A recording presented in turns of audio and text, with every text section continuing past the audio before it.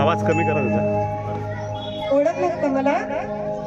मी सावित्री, ज्योतिबांची सावित्री. सातारा जिल्ह्यातील नायगावच्या खंडोजी नेवसे पाटलांची मी कन्या.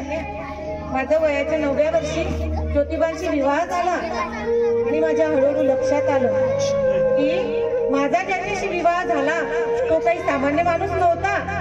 तो होता लाखो करोडो दीन दुबळ्यांना जगण्याची ऊर्जा देणारा क्रांतीसूर्य होता.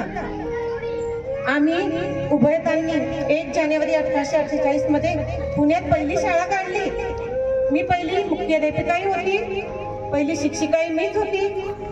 पण त्या काळामध्ये शिक्षण घेणं म्हणजे गुन्हा होता. शिक्षण घेतल्याने धर्म बुडतो. धर्मासाठी माणूस आहे का माणसासाठी धर्म? बघा, शेळपटासारखे जगला तर काम तमाम होते आणि जर तुम्ही वाघासारखे जगला तर तुमचं नाम होते. त्यामुळे शिक्षण हे वाघिणीचे दूध आहे. शिक्षण हे आपण दिलंच पाहिजे. ज्योतिबांनी सांगितलं, सावित्री, या दीनदुबळ्यांच्या दुःखाचे एकमेव कारण आहे ते म्हणजे अज्ञान, निरक्षरता. ते शिकलेले नाही, त्यांना कळत नाही. जगण्यासाठी त्यांना सन्मानाने जगता येत नाही. अन्यायाचा प्रतिकार पण त्यांना करता येत नाही. तर आपल्याला यांच्या स्वप्नांची फुलबाग आपण फुलवली पाहिजे. आपण यांना शिकवलं पाहिजे. बघ, तुझा अपमान होईल, तुझी हानी होईल, तुझा तिरस्कार होईल, तुला खूप त्रास होईल ग. पण तू सोडू नको, धीराने घे. हे जे काही ज्ञानदानाचं कार्य आपण सुरू करत आहोत यामध्ये अडचणी खूप आहे, पण तू घाबरू नको, समाजाला घाबरू नको.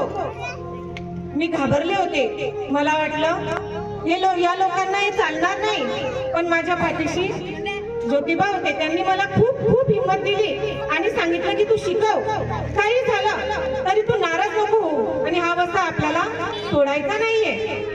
बघा, घाबरणं आणि कच खाणं आमच्या रक्तातच नव्हतं. त्यामुळे आम्ही ठरवलं की आपण यांना शिक्षण दिलं पाहिजे. शिक्षणासाठी मी 5-6 मुलींची सुरुवात केली. माझ्या लेकींना मी शिकवलं, त्यांना हेही शिकवलं की आपल्याला जगण्यासाठी विचार करावा लागतो. कारण की विचार करण्याने आपली परिस्थिती आपण बदलू शकतो. प्रसंगाला तोंड देण्यासाठी आपल्याला जे काही आपल्याला बुद्धी असते ते आपल्याला शिक्षणातून मिळते. त्यामुळे शिक्षण हे घेतलंच पाहिजे. मी त्यांना शिकवलं, माझ्या मुलींना मी शिकवलं आणि त्या शिकल्याही. मी जे काही शिक्षणाचं बीज पेरलं होतं त्याचा वटवृक्ष झाला. हळूहळू खूप वटवृक्ष झाला. मला समाधान होतं. माझ्या लेकी शिकल्या, पण काय, अजूनही शिक्षणाचे पूर्ण कार्य झालेले नाही असे दिसते. काही जण अजून शिकलेल्या नाही.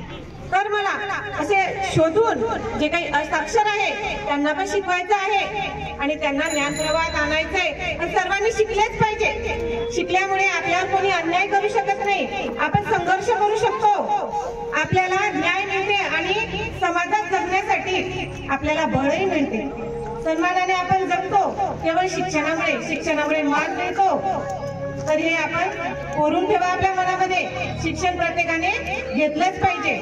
त्यासाठी भारत सरकारने भारत साक्षरता अभियान सुरू केले आहे आणि जे काही आहे ज्यांचं शिक्षण नाही झालं, असाक्षर आहे, त्यांना आपल्याला जमवायचंय. त्यासाठी गावोगावी आपण साक्षरता वर्ग सुरू केलेले आहे. त्यासाठी व्हॉलंटियर पण नेमले आहे आणि खरोखर वयोवृद्ध लोक सुद्धा या कार्यक्रमाला उपस्थित राहतात आणि शिक्षण घेत आहेत. तर माझ्या आता मुलींना मी बोलवणार आहे. या माझ्या लेकी साक्षरतेवर आधारित एक छानसं नृत्य आपल्या पुढे सादर करणार आहेत.